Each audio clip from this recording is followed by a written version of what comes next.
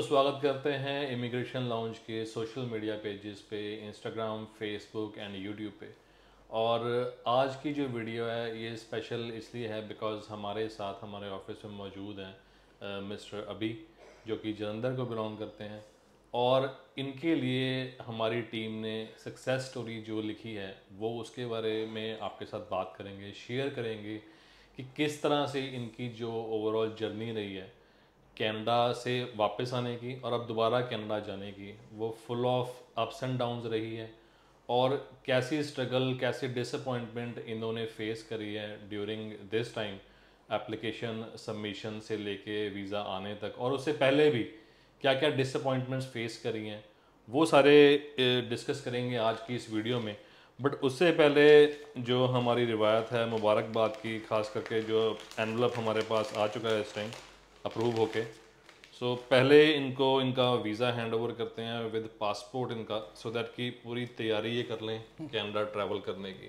Thank you so sir. Many congratulations. Thank you sir. So पहले तो जैसे मैंने अभी ब्रीफ डिस्कस किया है ना हाँ जी। कि आपकी जो जर्नी रही है, आई थिंक कब स्टार्ट करी, थोड़ा सा ब्रीफली बताओ कि बैकग्राउंड क्या थी आपके केस की और ओके। क्या चैलेंजेस थे, क्या डिफिकल्टीज थी और क्या डिसअपॉइंटमेंट्स फेस करी हैं पिछले 5-6 सालों में आपने, उसके बारे में डिस्कस सो करेंगे। सर पहले तो थैंक यू सो मच आपका। एंड मेरा केस ऐसा था कि मैं 2019 में स्टडी वीज़ा पे गया था कनाडा। तो डिग्री पे गया था, वहाँ पे किसी रीज़न की वजह से फाइनेंशियल प्रॉब्लम आ गई थी, तो मेरे को स्टडी छोड़नी पड़ी बीच में। 2022 में मैंने स्टडी छोड़ दी। उसके बाद मैं 1 साल 3 महीने वहाँ पे ओवरस्टे हो गया, क्योंकि जब स्टडी छोड़ देता है तो ओवरस्टे हो जाता है। ओके। तो उसके बाद मेरे पास 10 साल का यूएसए का वीज़ा था, तो मेरे पास टूरिस्ट वीज़ा था यूएसए का, तो मैं वहाँ पे मूव कर गया। तो वहाँ पे मैंने डाल दी रिफ्यूजी। कब कब आप मूव हुए यूएसए में, थोड़ा सा मैं बताओ। मई 2022 में वहाँ पे मूव हो गया यूएसए। Right, okay. ओके, तो वहाँ पे मैंने डाल दी रिफ्यूजी। तो वहाँ पे 1 साल रहने के बाद मेरे को नवंबर 2024 में वापस आना पड़ा इंडिया किसी रीज़न की वजह से। राइट, तो मैं अपनी जो रिफ्यूजी थी वो विड्रॉ करवा के वापस इंडिया लैंड किया। एंड देन मेरी शादी हुई मेरी वाइफ के साथ। तो उसके बाद हमने सोचा कि हम स्पाउस वीज़ा लगाते हैं।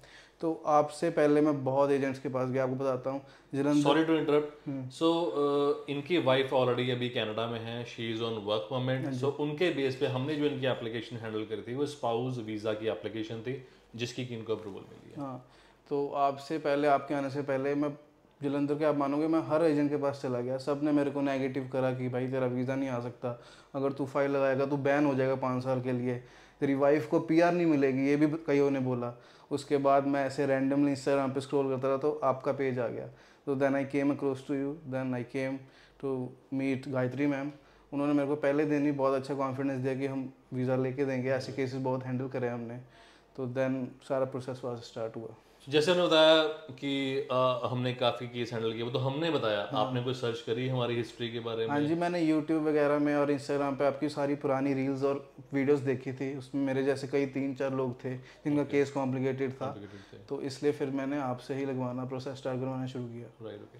तो जैसे इन्होंने बताया कि कनाडा की पास्ट की हिस्ट्री थी, बहुत अच्छे तरीके से कनाडा गए, स्टडी वीज़ा इन्होंने हासिल किया, देन स्टडी में एनरोल भी हुए, but because of some ignorance कह सकते हैं उसको, या फिर कह लो कि सीरियसनेस नहीं थी, बिकॉज एक यंग एज में you are not very serious, आप बहुत ज़्यादा रूल्स रेगुलेशंस के बारे में आपको अंडरस्टैंडिंग नहीं होती, या फिर आप कई बार फील करते हैं प्रोफेशनल एडवाइस ना लेके खुद ही आप लोग अपने जो एप्लीकेशंस हैं उनको आप हैंडल करना शुरू कर देते हैं। सो कई बार ऐसी चीज़ें जो हैं वो डिज़ास्टर्स हो जाती हैं, बिकॉज लीगल और इलीगल में बहुत थोड़ा सा डिफरेंस होता है। सो कब कोई चीज़ लीगल से इलीगल की तरफ चली जाती है कई बार हमको पता भी नहीं चलता, और उसका जो रिजल्ट होता है, उसकी जो आउटकम होता है, बहुत ज़्यादा डिज़ास्टर्स होते हैं, जैसा कि अभी इनके साथ हुआ। फैमिली के बहुत सपने थे कि कनाडा जाके स्टडी करें, अपना फ्यूचर बनाएं वहाँ पर जाके, बट अनफॉर्चुनेटली एक छोटी सी गलती की वजह से जो फ्यूचर है वो ख़राब इनका हो गया था। उसके बाद जो नेक्स्ट गलती करी, यूएस से जाके वहाँ पे असाइलम क्लेम डाल दिया, एंड देन फाइनली किसी ने, अगर मेरे ख्याल से किसी ने समझदारी से इनको बताया होगा, तो इन्होंने अपना क्लेम विड्रॉ करके and then he came back. उसके बाद आई थिंक मई 2025 में ही गॉट मैरिड। यस। और अभी जैसे इनकी वाइफ वहाँ पे वर्क परमिट पे हैं कनाडा में, और उनके बेस पे इनको स्पाउसल वीज़ा मिल गया है।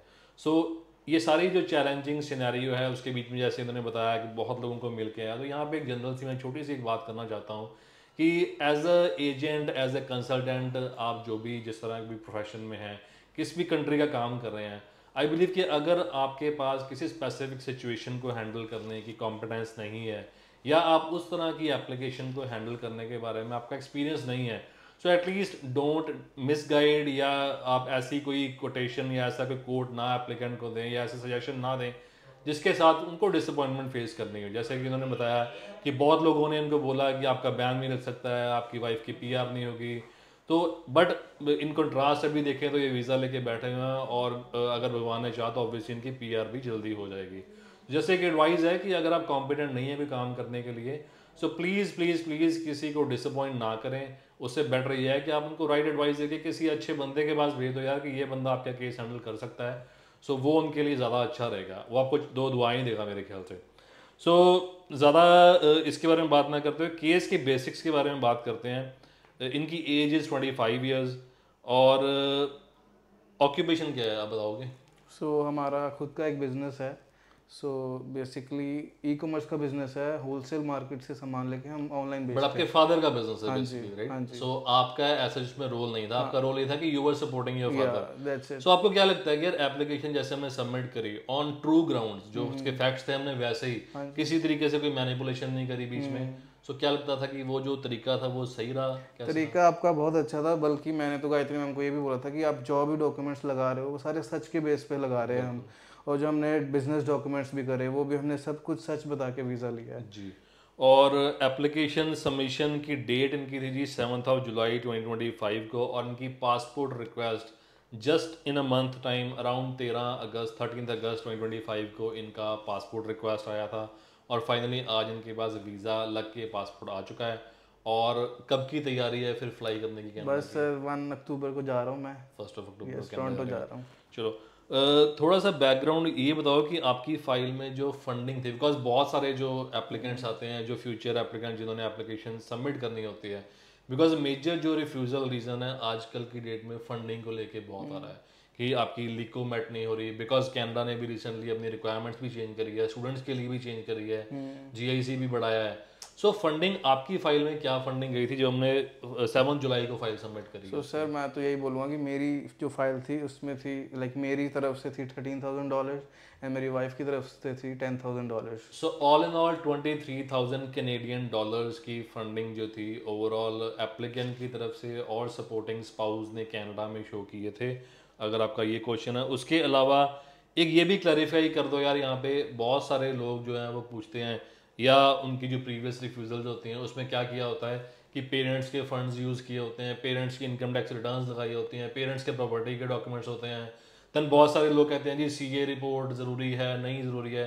सो इन सब के बारे में थोड़ा क्रिस्टल क्लैरिटी से आज बता दो कि आपकी फाइल में क्या था। सो सर मेरी फाइल में तो देखो सर सारे डॉक्यूमेंट्स मेरे ही थे, ना किसी फादर की सपोर्ट लगी है, ना कोई फादर की सीए रिपोर्ट लगी है, all documents are mine. Right. Okay, so किसी तरीके से कोई फंडिंग फादर की बैंक स्टेटमेंट या कुछ ऐसा कुछ? नथिंग, कोई बैंक स्टेटमेंट लगी फादर की, इवन की जो बाहर से शो करवाते हैं वो भी नहीं हुआ कुछ, सारा कुछ मेरी तरफ से ही था।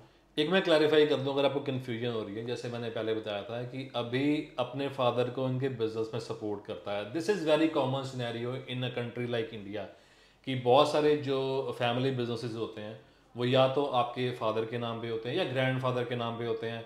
सिमिलरली अगर आप एक एग्रीकल्चरिस्ट बैकग्राउंड से हैं, फादर आपके एग्रीकल्चरिस्ट हैं, ग्रैंडफादर आपके एग्रीकल्चरिस्ट हैं, तो ये बहुत कॉमन सिनेरियोज हैं। सो जो हाई कमीशन ऑफ कनाडा है, एम्बेसी है जो न्यू दिल्ली में कनाडा की, कंट्री स्पेसिफिक जो नॉर्म्स होते हैं, जो इकोनॉमिक सिचुएशन होती है, वो बहुत अच्छे तरीके से वीज़ा ऑफिसर्स को पता होती है।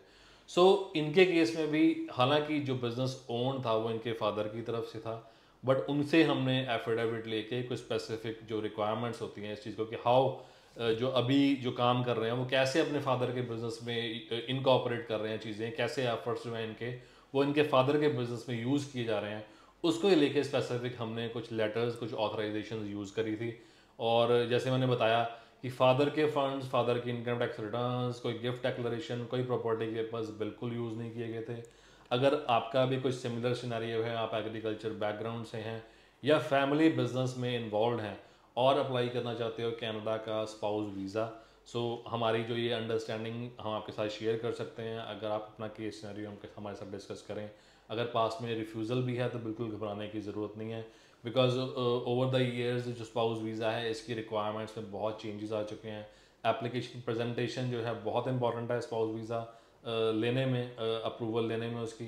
सो इसलिए अपना जो स्पाउस वीज़ा का केस है वो कोशिश करो कि जो एक्सपीरियंस जो कंसल्टेंट है, रेगुलेटेड कैनेडियन इमिग्रेशन कंसल्टेंट्स हैं, उनके थ्रू ही अप्लाई करो, सो दैट कि आपको एक जेन्युइन एडवाइस, एक एक्सपीरियंस एडवाइस के थ्रू आपकी केस जो है फाइल वो तैयार हो सके और उसके चांसेस इंक्रीज़ हो सकें एज़ पर इमिग्रेशन जो रिक्वायरमेंट्स है। सो इस वीडियो को ख़त्म करने से पहले कोई ऐसी रिकमेंडेशन, कोई एडवाइस जो ये व्यूअर्स इस टाइम वीडियो देख रहे हैं? मैं तो आपको यही बोलूँगा भाई कि किसी ऐसे वैसे के पास मत जाओ, जो एक्सपीरियंस है, जिन्होंने ऐसे केस हैंडल करे हुए हैं पहले, उसके पास जाओ। और मैं तो कहता हूँ कि इमिग्रेशन लॉन्च जाओ, ये बेस्ट है। Thank you for your genuine and very reasonable advice. मैं उम्मीद रखता हूँ कि जो आपने इनकी ये भी केस बैकग्राउंड सुनी, जो आपने मुश्किलें सुनी जिनको क्रॉस करके इन्होंने वीज़ा हासिल किया है, सो आप भी सिमिलर सिनेरियोज में अगर हैं तो आप भी डेफिनेटली कनाडा का वीज़ा हासिल कर सकते हैं। बट ज़रूरत है सिर्फ और सिर्फ एक एक्सपर्ट एडवाइस की।